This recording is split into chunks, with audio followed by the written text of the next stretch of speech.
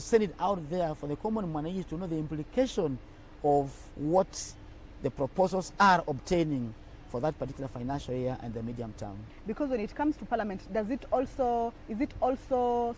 it also be amended, or is it usually like a cast on stone document, or can it be Parliament amended? has the powers of amending. When you go through the schedule of budget policy statement for 26-27, we push money to Order General, increase the ceiling for judiciary, amid this, elections and so on.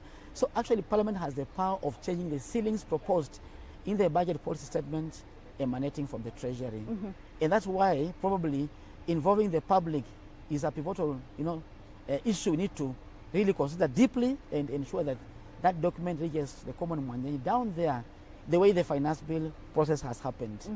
I think it's something we need to also upscale. Just in a nutshell, what does the budget policy statement usually contain? The one that you say that mwananchi should be able to grasp. Is it the policies that later on form the revenue raising measures? Is it the policies that later on inform what budget shall be adopted? Or what are these policies that are normally in the budget policy statement? Yes, in a nutshell. Number one, it has the resource envelope. For the following year, for 26-27, for instance. The resource envelope. In there, it has revenue proposals and the policies driving revenue, which is going to inform the finance bill. So if when you open the BPS, the policy statement, you'll see the proposals, the engineering business process, the quest by government to amend specific laws, improving tax administration, all those proposals are actually there. Yes, that's number one.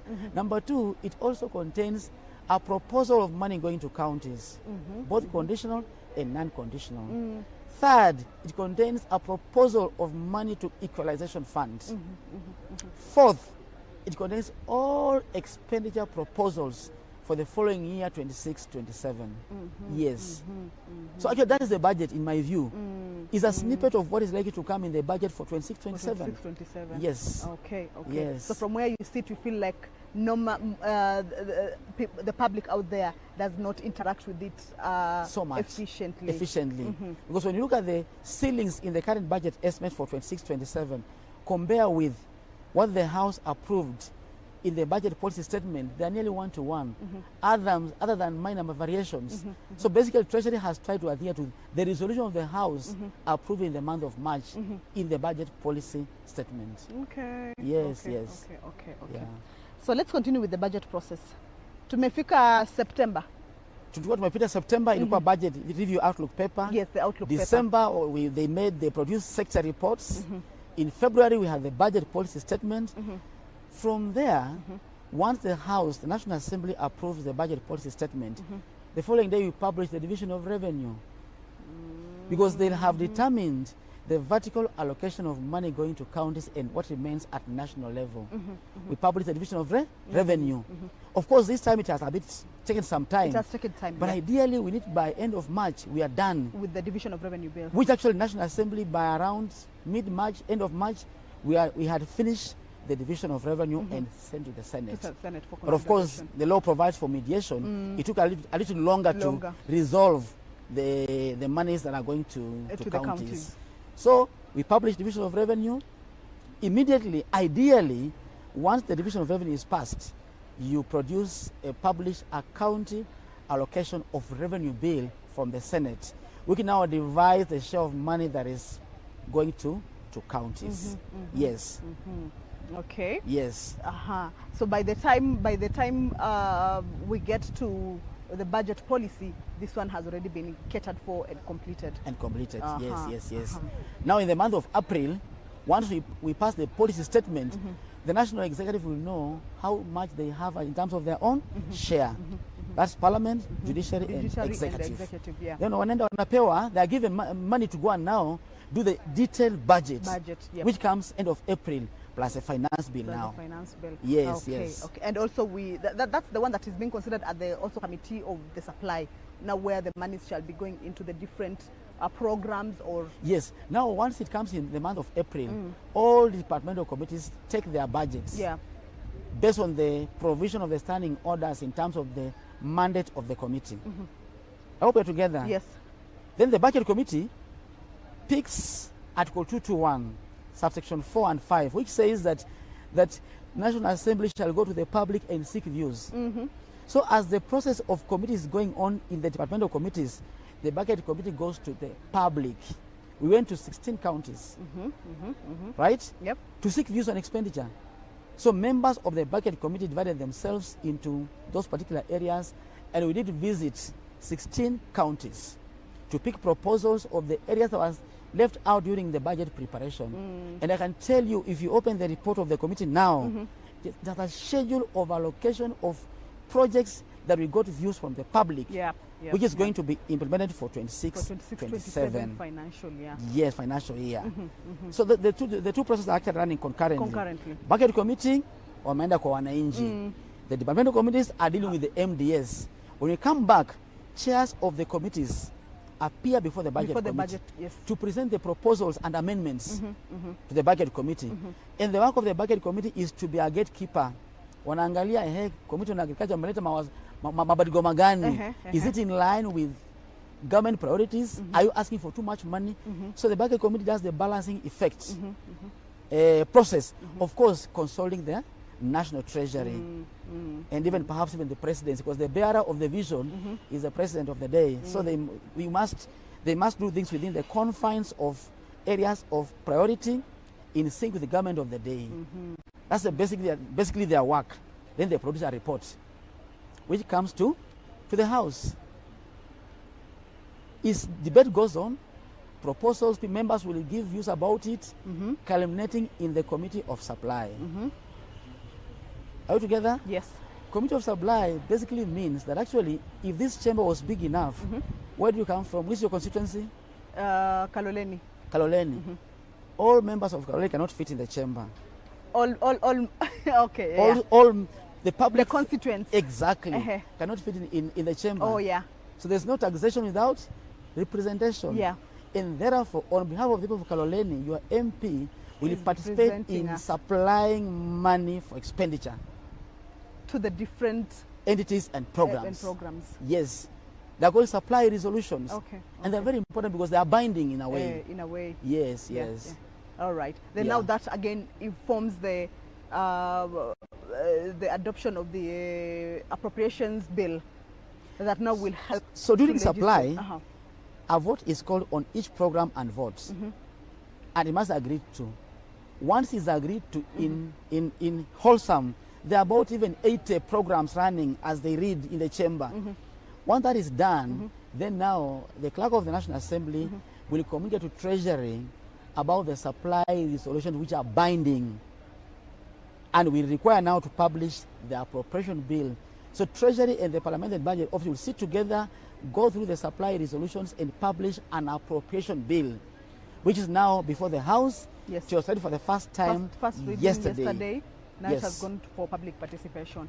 Now that one also, because we already done public participation in the estimates. Yes. There's no need of actually, because it's one-to-one. The supply resolutions must be one-to-one with the appropriation bill. Yes. And therefore we just expect the House to confirm that indeed the supply resolutions are in line with the bill, and then we pass it. All right. Okay. Yes. Okay. So let's talk about the growth projections, the growth rate projections. Yes. Your office, the Parliamentary Budget Office, initially your projections was it 4 point? It was 4.8. 4.8. But now we have since revised it down to 4.4. Yeah, revised to 4.4 exactly. What has informed that, perhaps? What have been the... We are a fairly independent office, and our view is, number one, the global environment is still hitting on us. And we are a bit not very sure on, the extent to which, the time that it will take to peter out, to end. So number one, we have uncertain global environment. Number two, from the oil perspective. Number two, the entire global world is only growing at 3.4%. Okay. And Kenya is a small open economy, and therefore we believe the impact of the slowdown of global economy is likely to have a negative knock-on effect on the growth trajectory for Kenya. Number two, the Meteorology Department are predicting a serious El Nino which is likely also to affect the agri sector. And remember, 25% of our GDP is in the agri sector. So our revision is also downwards a bit because we see subdued production in the agri sector. And number 3. Number 4 is the revenue performance for 2025-26, where we see probably we're going to have significant shortfalls to a tune of about 140 billion shillings. 140 billion shillings. Yes. Shortfall. So if the base for 25-26 is slightly lower, we expect that the growth of revenues in 26-27 will be slightly lower compared to what Treasury is projecting. And of course, Treasury is optimistic that they gave some money to KRA in supplementary budget, 20 billion shillings. So it's a wait and see situation in our view. Yes. Okay. The Parliamentary Budget Office projections are 4.4%. Yes. Treasury has its own projections. 5%. 5%. Yes. Why though are you not working in sync? Perhaps. Then which one do we go by? Which one do we put our eyes on? Of course, you put on the eyes on the one for Treasury, but we are a very independent office, and our view is actually to inform members of Parliament, legislature at large. Exactly. Yes. So we are fairly cautious in our approach, that we better, have modest growth projection. Even if they meet, they overachieve it, the better for us. So ours is, our assumptions are very cautious.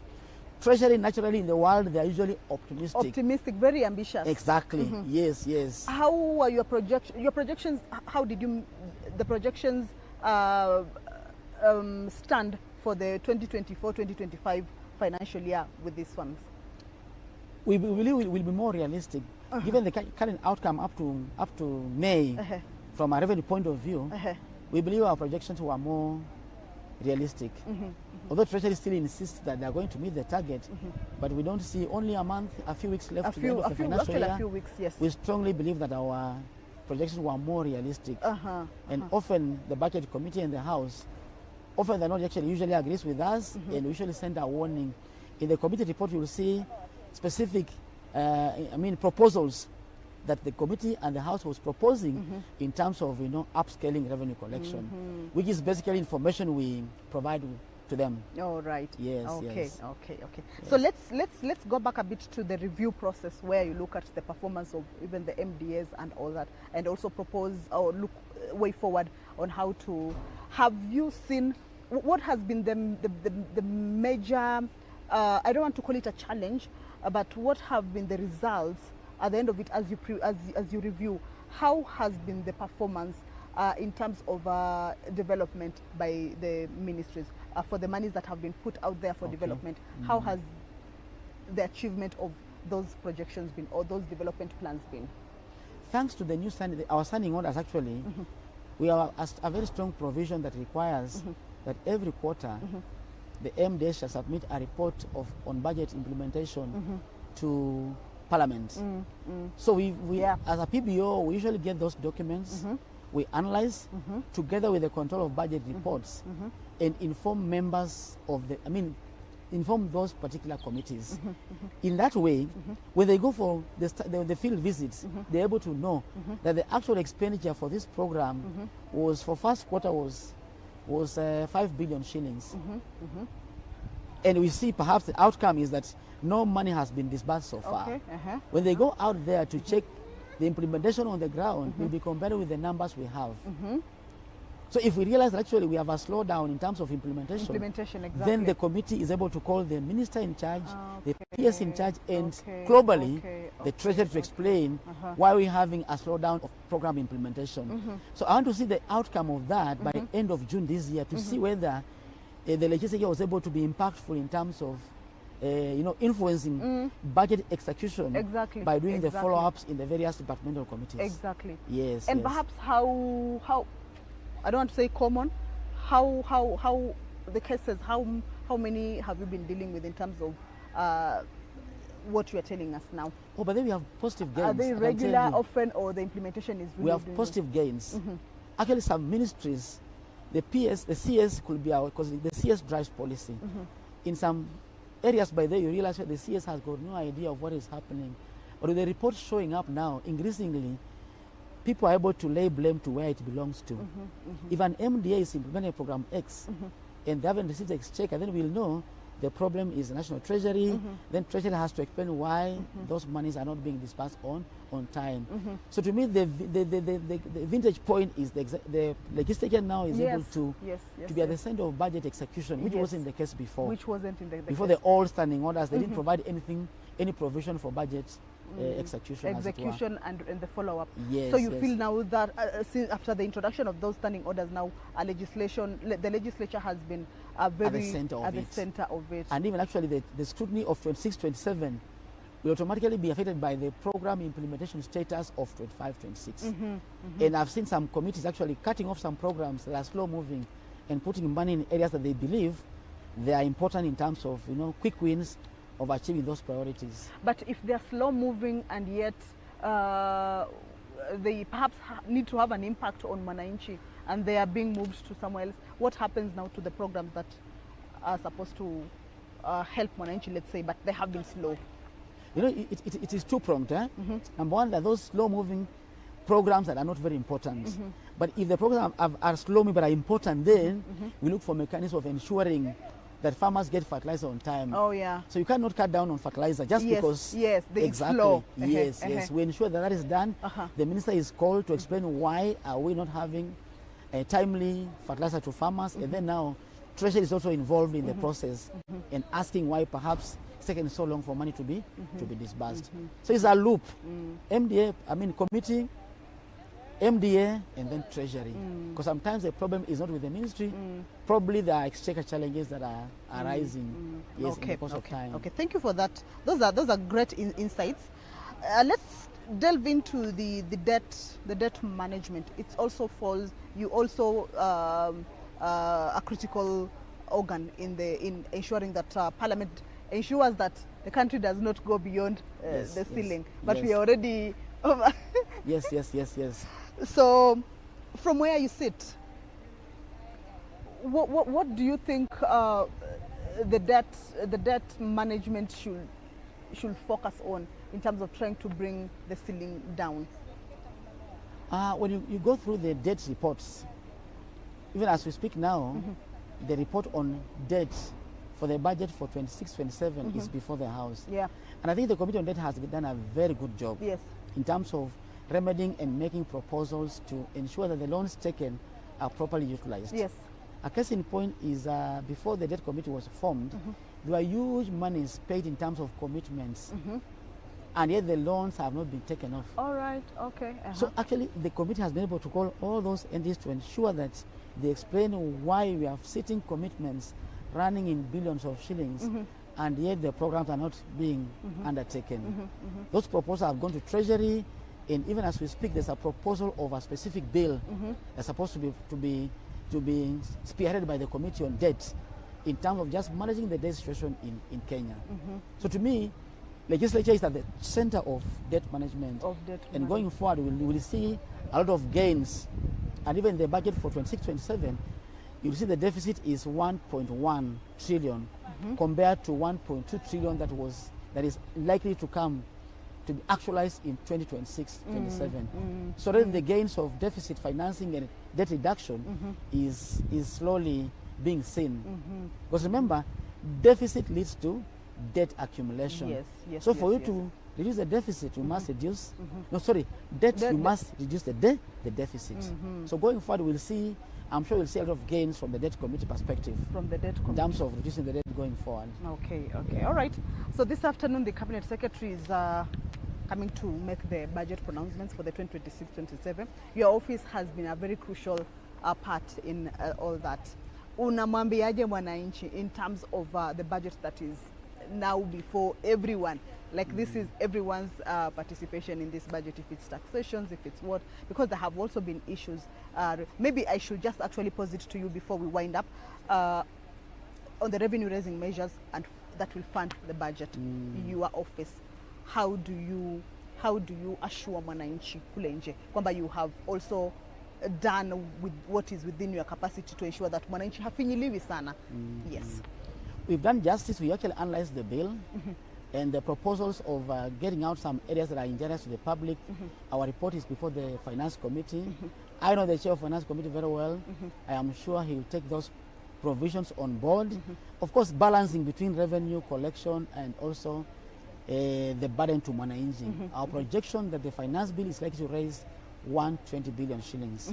So for every proposal we give out, we also provide an alternative way of funding the additional budget pressures without injuring Mwananchi. So to Kenyans, be assured that PBO as a Parliamentary Budget Office, we've given advice to members of Parliament. I am sure they've always listened, and they listen to us, and I believe and pray that the outcome of the proposals from the expenditure and revenue side will be beneficial to Kenyans in line with the beta agenda of the government of the day.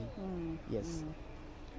Maybe nasikia inaniasha hii swali, maybe are we going to see an increase of the budget for 2027-2028, or perhaps projections inasema inaweza enda chini kidogo? Projections indicate that expenditures being rationalized for 25, 26, 27 and 27, 28, you'll see a continuous slowdown, and then it means ministries might be able to do more with less. Okay. Yeah. So a parting shot, maybe if you feel there's something you wanted to maybe to talk to Mwananchi about. Nothing so far. I think we just expect our office expect that perhaps 26, 27 will be a better year if MDS are able to utilize the money in an efficient and effective manner, geared towards just offering services to the common Mwananchi, which is the cardinal role of the legislature. Of the legislature, exactly. Yes. Okay, thank you so much. Thank you so much. Thank you so much. That has been the director of the Parliamentary Budget Office, Dr. Martin Masinde, shedding light to me and you regarding the budget process, when it starts, when it ends. He said that we are at the tail end of the 2025-2026 financial year, meaning that the 2026-2027 financial year, meaning that the next budget is almost coming to its, or rather starting basically that. So right now I'm joined by my colleague, my fellow journalist as well as commentator, the parliamentary proceedings. This is you don't know my name. Edward Kabasa. How are you? Welcome. Good job. You have been missing in action for a long time. Not really. There is so much away from the screens. There's a lot that happens, especially in our spheres of journalism. Yes. Been to China for 2 weeks. Learned so much. But today I'm really excited about the 4.8 trillion that the Cabinet Secretary is going to lay bare before the country this afternoon. And the engagement so far points to the direction that Kenya is actually moving ahead. And what I am really interested in is finding out how, the tax measures that the government is putting into place are going to help this country achieve the needed development that we require. A new airport terminal is going to be built, by the way, and I think it's one of those things. I hope he mentions it. Yes, and also education, CBE is a new curriculum that I think the government is trying to lay a lot of emphasis on. It is getting the lion's share of the budget that is going to also be health is part of health is also there. The universal health coverage is something that I think the government is really trying to achieve. There is also the hiring of intern teachers and so many good things that I think the Cabinet Secretary will be presenting this afternoon to Parliament. Well, so for me that wraps it up. Thank you for allowing me to steer this particular conversation this morning. I have talked, or we have heard from the Chairperson Budget and Appropriations Committee, Honorable Samuel Atandi, and also we have also gotten some insights regarding the budget process and how the Parliamentary Budget Office is actually, what its role is in the budget process in guiding the legislature. That was from the director, Dr. Martin Masinde. So as of now, for now, I hand it over to my colleague, Edward Kabasa, who will be able to walk with you through the next conversation. Of course, later on in the afternoon, the CS for Treasury, John Mbadi, shall be in the chamber to be able to present or make the budget pronouncements for the next financial year. That's it from me. My name is Kamche Menza. See you later. Thank you very much, Kamche Menza. It is a very interesting afternoon. 4.8 trillion shillings is going to be presented, what the government is going to do to ensure that it attains this this money that is going to fund Kenya's development in the 2020-2027 financial year. The Cabinet Secretary for Treasury will be before Parliament this afternoon to read out the budget, and there is health, education, agriculture, housing, roads and infrastructure, social protection, security, youth and women empowerment. What does the Cabinet Secretary has in store for these sectors? And joining me now is Ugenya Member of Parliament, David Ochieng. Thank you very much for joining us this afternoon. Even the climate today agrees that it is a momentous occasion for the country. What are you waiting for this afternoon? What is your expectation like? Oh, thank you so much, and I agree with you that it's a momentous day and occasion. And for me, I'm looking forward to especially resources and investments in the productive sectors. You know, we want to hear how much money is going into fisheries, how much money is going to coffee, how much is going to sugarcane, how much money is going into agriculture generally. Because as you know that our Kenya Kwanza manifesto is very strong on investing in the productive sectors. And I know that through the process we've just gone through, we've been pushing for more resources going into those productive sectors. You know, we want more money in agriculture, fisheries, blue economy, mining, cooperatives. And I'm certain that in the afternoon we'll listen to more on that. I'm also aware that so much resources is being put in social protection, trying to ensure that the indigents, the older people, you know, widows, the disabled persons are taken care of. You know, as an African society, we are reminded that we must take over the weakest of ourselves, of us in the society. I'm looking forward to resources in sectors that, you know, help what you call the downside of production, you know, infrastructure. Kenyans are looking at ensuring that the things that are supposed to be done, the money is on railway to Kisumu to Malaba, the money is on the Mau Summit, Rironi, the key roads, the key sectors that help us, you know, interconnect in the country. We were looking forward to seeing how much money has been put into especially roads, railways, and lake, or generally lake transport. You know, for example, Lake Victoria today is not very much utilized transport-wise. And we're looking forward to more resources being put in, especially ferry, security in the lake, and ensuring that there's restocking of fish in Lake Victoria especially. We are looking forward to resources that are going to ensure that in the future we have fish industry growing. You probably are aware that there's a big project happening now in Nyando on aquaculture. We want to see resources that are put in our budget that will ensure that what is being built in Nyando flows down to the lake, and the whole of the lake infrastructure is done so that the fisherfolk are able to benefit.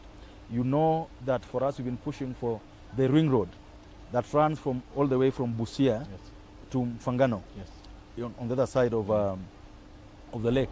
And we are hoping that enough resources have been put in that budget that will ensure that those roads that have been promised over the last 20, 30 years are done and are done properly. All right. You know that Kenyans are now paying a lot of money in terms of the housing levy. And Kenyans want to see the housing money being spread equitably across the country, so that what is being built in Mombasa, in Turkana, in Nyeri, and in Lamu meets the standards of what the country requires. We want to see a more balanced distribution of the cake we have as a country. You probably know that we still have out there more than 100,000 trained teachers that are looking for jobs. True.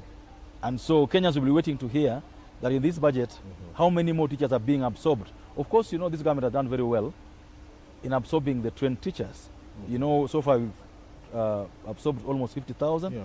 We are hoping that in this coming budget, it can absorb another 20,000 to 40,000. Yes. Kenyans are looking forward to hearing from, you know, the minister this afternoon. And among the highlights, especially on that, is 4.9 billion shillings that has been set aside to employ 20,000 teachers on permanent and pensionable basis. Is this a good start, especially for a country that has come, you know, from a history where there's been a lot of agitation, especially from the teaching fraternity, that you need to employ more? It's actually not a good start. It's a good continuation.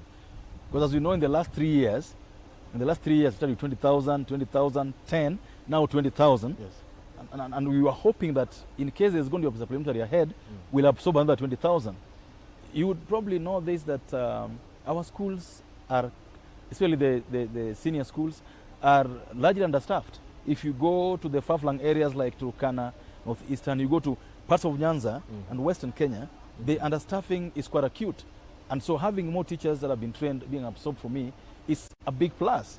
You probably know that among those who are going to be absorbed, there's also a bigger number that are still on internship, that have not finished. And the program, and we hope that we provide money for it, is that anybody who has been absorbed into internship should be given permanent pensionable job after the 2 years. And I want to plead with Kenyans and the NAT and the KUPPET, please allow this to run the way it's already being run. Let's not, after 6 months, after 1 year, you are now saying, oh, they have done so much work, they should be absorbed. If the agreement is that they intern for 2 years and then get absorbed, let's stick to that so that more people are able to come into this system. We have more teachers getting employed.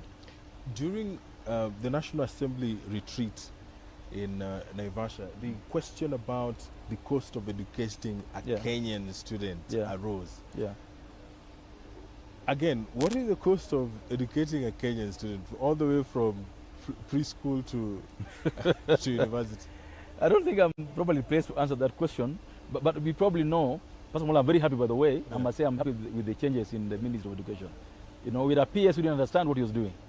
And now with the new PS who has spent his time in the ministry, we are certain that the reforms you're looking for in the education sector are going to be dealt with. You know, the question we asked that time, and that I was still asking, and that we'll continue asking the new PS, please get us an optimal cost so that a parent knows that when my kid goes to ECD, this is what I'll spend. When my kid goes to junior school, this is what we'll need. When my kid goes to preparatory school, the CBC from grade 1 to grade 6, this is what I'm going to spend.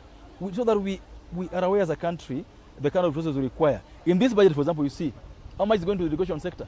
780 something. 781.4 billion shillings. Okay, the lion's share. You understand? So we should not be doing potea pata with our education sector. We should be clear. We are spending this much money. What do we expect to get back? Yes. You know, the ongoing unrest in schools is a symptom of something that we need to address. Our planning in education. We cannot be investing so much money and our planning is loop-sided. We must see some of these things before they happen so that we are able to address them. And above all, with all the expenditure, we cannot leave the running of institutions to students. Students must be led. They must be told what to do. We must inspire them. They must see that this country is working for them, so that they stop banning schools. The funding of universities and TVET, when President William Ruto came into office, there was a lot of misinformation, disinformation, and there are those people who didn't understand how the new funding model would work. And we have seen that over the years, the process has smoothened. We no longer see students complaining about their their loans and bursaries. in the new fiscal year, and with this amount that has been allocated to the education sector, do you think that the teething problems that were there are going to be a thing of the past? Thank you. Like any other new program, there is bound to have problems with implementation. But I believe that the funding model for the TVETs and the universities is the best ever. Mm-hmm. The example here is this, sir. That, we had people like David Ochieng, who, by the grace of God, is now a member of parliament, has capacity.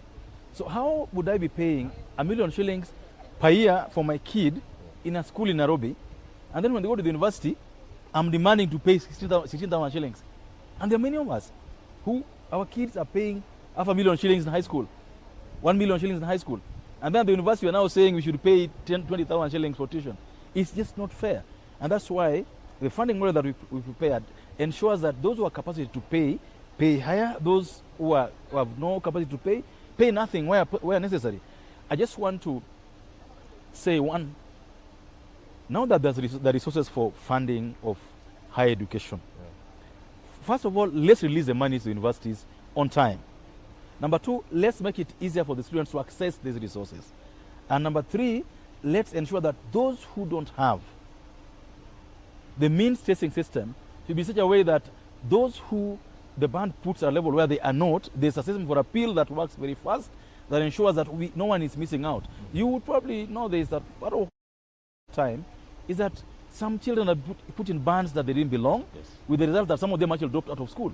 Some of them who had scored A's decided not to go to the university because the funding model had placed them wrongly. And so, as you said, as the system goes on being perfected, I'm sure it's going to be a good system that works for all of us. But above all, you would know that we put enough resources in this budget that will go to the universities direct to ensure that they keep our children in school. All right. Yeah. And then there is 175.5 billion shillings allocation to health. Universal health coverage is one of the areas that the government is really trying to push. But there have also been issues to do with SHA. Some complaining that it has teething problems as well. Some saying that it does not work at all. But there are those who say that SHA works. As a member of parliament, what is your assessment, and what are some of the areas that perhaps this budget is going to cure? Well, first of all, on SHA, I believe there's some resistance to change that Kenyans should understand that SHA isn't and wasn't meant to be a temporary measure. SHA is anchored in the law. It wasn't a policy proposal. SHA is going to be here with us, and therefore we must work with it and ensure that it works and helps wananchi access health services. So anybody who thinks that SHA is going to go away tomorrow or that it's going to be scrapped should forget about it. SHA is a good system. The way the law has been worked on is very good. We just need to work on its implementation. Number two, the ministry concerned and the stakeholders concerned must address corruption in the health sector. Because the biggest issue in the health sector during the NHIF times, and some of it is now seeping into the SHA system, is corruption, a lack of accountability, wanting to benefit from where we've not sown. And so we keep asking those who are concerned, can we ensure that SHA is run without corruption? Number three, the ministry concerned must keep creating awareness, must keep making the public aware of the benefits of the new healthcare structure, from the level 1 hospital, dispensary, health center, through level 4 to the referral system. The awareness creation is going to be very important so that people know, where am I going for this kind of treatment? Where am I going to go for this kind of treatment? Where do I need a referral? Where do I need a letter for me to move from this hospital to the next? And what are the benefits attendant to that? In most cases where people are complaining, it's lack of awareness. And so awareness is going to be very important. Number three, and I say this knowing what's going on, let's keep pushing more money to the counties. Let's keep pushing more money to the county hospitals. Let's build the structures, because most of the ailments we're dealing with are actually primary healthcare issues. They're actually things that do not require someone to come from the coast or come from Nyanza to Nairobi to Kenya National Hospital. There are things that could be sorted out at level 4 hospitals that are being run by the counties. So we need to work with the counties more, build the capacity more, and above all, make Kenyans know that you can actually get proper services in those hospitals. And so it's upon all the counties also to ensure that they invest properly in the hospitals, level 4, level 3, because most of these things we are dealing with in Nairobi will end up in those hospitals. So I believe the investments we are making in the health sector are worthwhile. Kenyans should see the benefits of the monies we are allocating to the health sector. When President Donald Trump took office for his second term, he made so many changes, and a lot of those changes affected Kenya, which has been a beneficiary of USAID, for example. Now the government has allocated 18.5 billion shillings towards HIV programs. Do you think this is enough? I don't think it's enough, but I think it's a good gesture and a good investment towards ensuring that we wean ourselves off dependence on donor support on key areas. You know, we should depend on donor support in other areas, but not, for example, in the managing of malaria, managing of TB, managing of largely communicable diseases, and managing of HIV. These should be things that are matters of national security, existential. And so we should fund them from our budget. We should not seek to, I mean, malaria we know kills many people in this country. TB, HIV. Why should we leave it to the largesse of donors? Why shouldn't we put our own money? And that's why the 18 billion shillings may look small, but I believe that as time goes, we increase it so that we ensure you're putting money in areas where we don't threaten our national security if someone withdraws their donor support. I mean, what Trump did showed us that what happens if one day we wake up and say UN is not supporting this, UNICEF is not supporting that. We need to be sure that on areas that touch on the very health of the country, we are funding ourselves at a level of self-sufficiency. COVID really pushed countries to the limit. Kenya was not an exemption, and now there is Ebola. There is a whole lot of politics going on. But do you think that it is important for Kenya to be conscious and prepare itself for an eventuality that Ebola gets here? It's a very interesting question to ask in 21st century, especially in 2026. But this should be no-brainers. I believe that, for example, we have a hospital called Alupe in Busia. Yes. Alupe was set up before independence, and the mandate of Alupe was to help deal with communicable diseases, infectious diseases. And so Alupe by now should be running a state-of-the-art, because it's at the border. It's at the border between Malaba and Busia. Yes. And these are our two major border posts if you leave Namanga, with the movement of people from the rest of the world, the rest of the country. And so I believe we must keep investing in these areas. In fact, it's an aberration to hear that we are waiting for Americans to invest in our management of diseases like Ebola. We should be dealing with this locally, and it shouldn't matter whether they're American or Kenyan. We should be prepared for these eventualities. If COVID experience is anything to go by, we should invest in these things in a manner that when they happen, they're not a crisis. They shouldn't be a crisis. Ebola, in my opinion, shouldn't be a crisis because we've had Ebola before. Outbreaks of Ebola have happened before, and we shouldn't make it a crisis. Above all, we shouldn't make Americans or any foreign country to think that they're going to help us manage this kind of situation. These are areas that we can only collaborate on, but we cannot allow outside countries to take lead in some of these things. And now to a point that probably is close home. Energy. Yes. There is the rural electrification program that is currently underway. Yeah. And a lot of money, I'm seeing 16.3 billion shillings has been set aside for rural electrification projects. Yeah. What is your assessment of the program? Is it to a level that you feel is necessary, or? I think on rural electrification, we are not doing our best.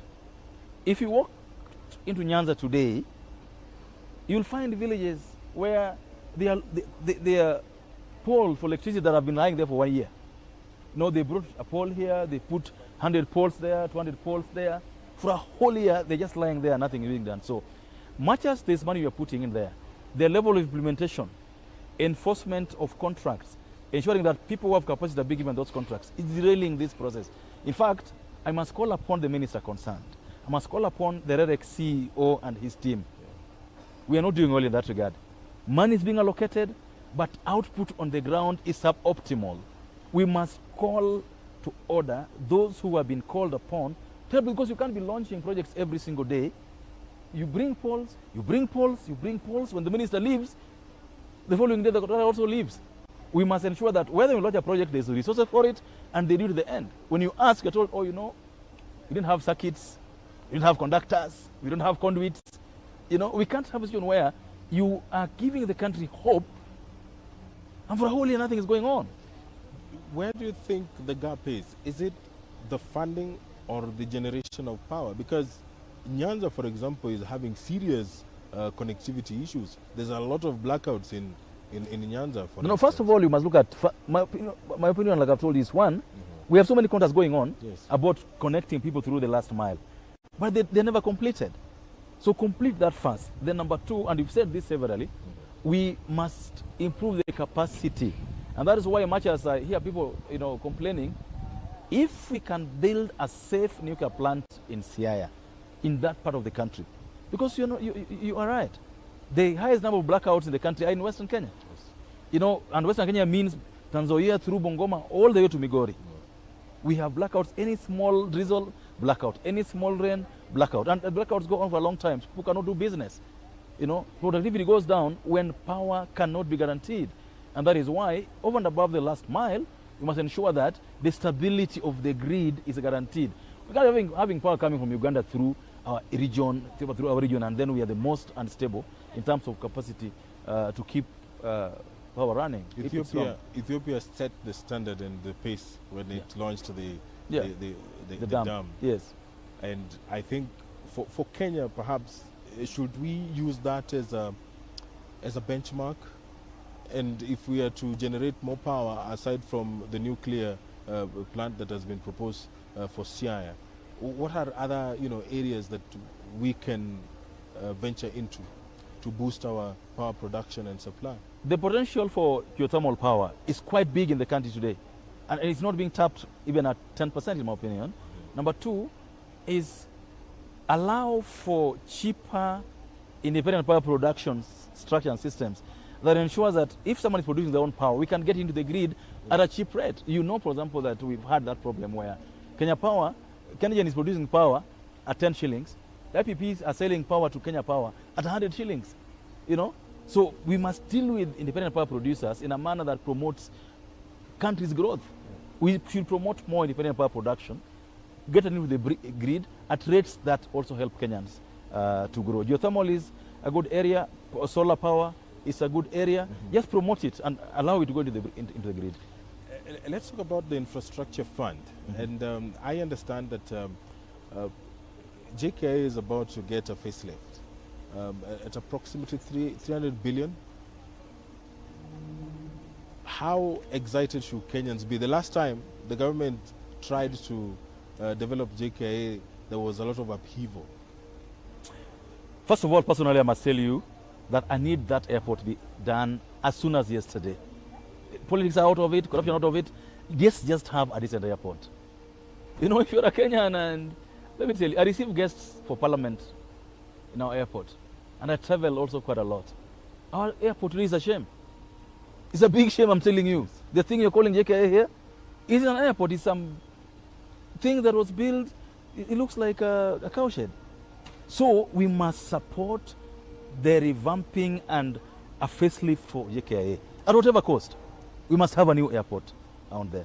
Because we are being outcompeted by Rwanda. Yes. We are being outcompeted by Ethiopia. You walk into Ethiopia today, land in Dar es Salaam, land in Zanzibar, then come and land at JKIA. It's a big, big shame. So a new airport we must have. We don't have a choice about it. We should just ensure that as we have them, Kenyans are comfortable about accountability. Kenyans feel that the money is, their money is getting, they're getting value for their money. Yeah. So we must ask the actors also ensure that as this happens, let Kenyans get value for money. But the airport for me is based. We must have a new airport. There's no two ways about it. After the 2024 Gen Z demonstrations, there's always been this feeling that every time the government introduces amendments to the Finance Act, it's always about introducing new taxes. What is your assessment of this? I think it's a suspicion born out of deficit of trust. And let me tell you, deficit in trust on government is not just in Kenya. Yeah. It's all over the world. people always think government want to take their money and, it's going to end up in corruption and all this. But countries that are self-respected and self-respecting grow their economies using their own resources. And that's why, for example, and Ndugu, there are people who worked for 40 years in government and who are saving 20 shillings per month with NSSF. Now you go home, you can't even get 1,000 shillings a month as from NSSF. Yeah. So, for example, if we introduced an increase in NSSF savings, that is your money from 20 shillings. Because what can 20 shillings buy for you today? Okay? There are reforms that were long overdue. The reforms in NSSF were long overdue, so that even if you save 1,000 shillings, 2,000 shillings a month, when you retire, you go home with something serious. Number two, we are doing a budget today. That budget has to be funded. Okay? We just need to ensure that as we fund our budget, we are also leaving Kenyans with money in their pockets so that they're able to go about their duties and their activities every single day without feeling the government is taking away all the monies from their pockets. But Kenyans must also understand that when we borrow the way we are borrowing very highly from outside, then somehow our sovereignty as a country is undermined. So as a proud Kenyan, I believe that there are sacrifices that we must make to build our country. So much has been said about the finance bills, and finance bills have been there since 1963. It's not the first time we're having a finance bill, and I think we should give government the benefit of the doubt that we are doing the best in the circumstances and we want to grow our country, all of us. So after this, focus will shift to Parliament, because I know that the Cabinet Secretary will bring a number of amendments to Parliament, and then also the revenue raising measures, which of course must be approved. What is going to happen between today and let's say December? Because after this there will be the next year there will be probably it will be called an election budget, I think so. What should Kenyans look forward to, especially from Parliament? No, Parliament, okay, for example, next week we're going to pass a appropriations bill. Yes. Then we'll have the finance bill coming after that. Yes. Personally, I want to look at this budget being implemented. Like I told you when we started, I've seen money in that budget for fisheries, for coffee, for tea, for agriculture generally, for production. I want this budget to be implemented. I want Kenyans to push the relevant authorities concerned, the ministries, even Parliament.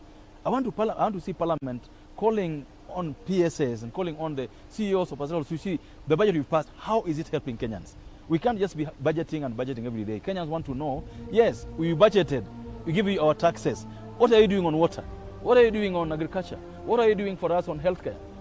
Kenyans must be vigilant, and Parliament must also be vigilant on ensuring that the budget we've passed is being implemented to the benefit of Kenyans. And Parliament, what has been set aside for? Parliament. For Parliament.